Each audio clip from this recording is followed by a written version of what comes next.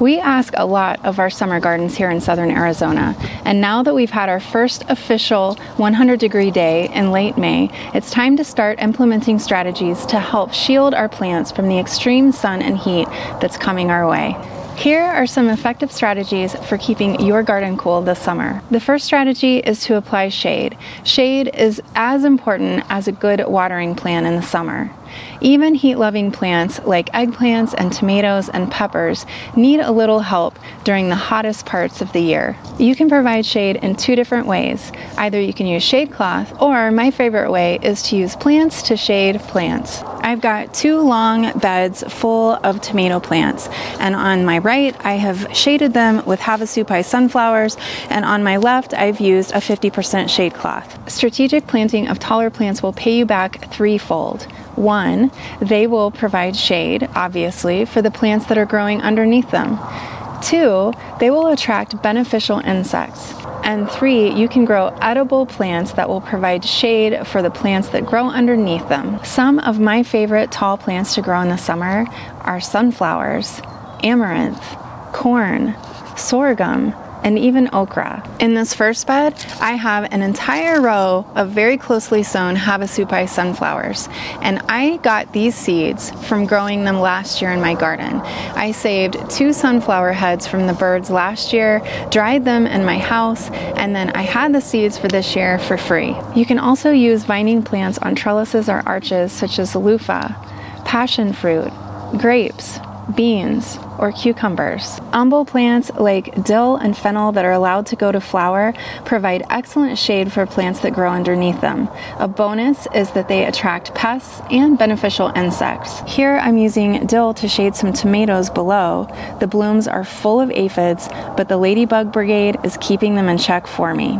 A bonus is that you can save seeds from most of these plants, which means free seed for you and whoever you choose to share them with for seasons to come. I am hoping for a bumper crop of tomatoes this year, so I am trying 2 different methods of shading my tomato plants to see which one works best. Behind me you can see this lovely white shade cloth, and that is in one of the beds. Shade cloth comes in different densities, and that is reflected in the range of percentages that you'll find. Most vegetables do well with 40% shade cloth, but I find that tomatoes do even better with 50% shade. Shade cloth can lower the ambient temperature by as much as 10 degrees Fahrenheit. It will also prevent things like sun scald to tomato and pepper fruits, as well as sunburn to the leaves. You can order shade cloth from many online retailers or find it at your local nursery or hardware store. When you're done with it at the end of the season, just fold your shade cloth up and put it into a shed or a garage and keep it out of the direct sunlight, and it will last you for seasons to come. However, one of the reasons that I love to use plants to shade plants instead of shade cloth is that buying seeds is a lot less expensive. Saving seeds means free seed from season to season, and you get the other added benefits of growing edible shading plants, and you can attract pollinators and beneficial insects. A bonus is that they are full of some pests like lace bugs, but also many beneficial insects such as ladybugs. And when they bloom, the Sonoran bumblebee loves them. I've covered the second bed with a 50% shade cloth, and as you can see, I've attached it to these galvanized pipes. These galvanized pipes were something that I bought at a local hardware store several years ago, and I've used them time and again for many different projects. And this year, they're going to be holding my shade cloth over my tomatoes. They came in 8-foot sections, and I cut them in half so they are all 4 feet long. I drove in the front a little higher than the back so the shade cloth could be slanted, and that's because I wanted the tomatoes to be able to take advantage of all of the eastern sun on the front side of the bed, and I wanted them to be shaded a little bit from the western sun, which is much harsher throughout noon through the evening. Since the galvanized pipes are only 4 feet tall, there is some risk of the tomato plants outgrowing them, and that's because I've planted indeterminate tomato plants, and that means that they will grow indefinitely until frost kills them. Tomato plants can actually get 6 feet tall or more in the right climate. As a contingency plan, I've planted sunflowers in between each one of these tomatoes so that if indeed they outgrow the shade cloth, I can simply remove the shade cloth and they will still get some dappled shade from the sunflowers. And if those tomatoes never outgrow the shade cloth, that means I have beautiful sunflowers to look at and the beneficial insects have some food. The second thing you can do to cool your garden is to create microclimates. Think of planting your garden on 3 different planes: high, medium, and low. And by filling out each one of these levels, you will create microclimates within your garden. First of all, this is going to allow you to grow a lot more food in that space. And secondly, all of those plants are going to shade and cool one another as well as the soil. Planting different plants together is called a polyculture, and that's what Mother Nature does. This will invite in many different types of beneficial insects because you're providing food and habitat for them. Here I have carrots and beets and peppers and marigolds all growing in front of my tomato plants, and it's working out really well. In fact, if I stick my hand inside these plants, it's actually a lot cooler than it is out here.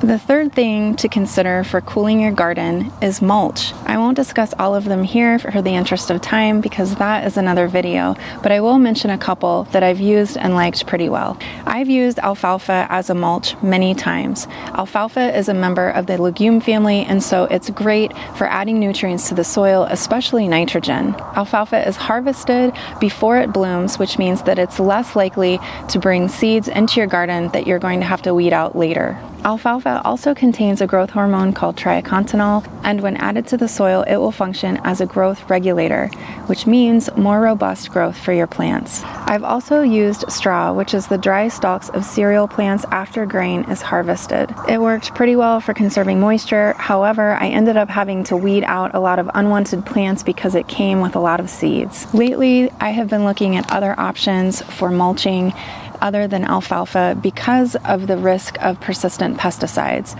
And persistent pesticides are herbicides that are sprayed on fields when those plants are growing.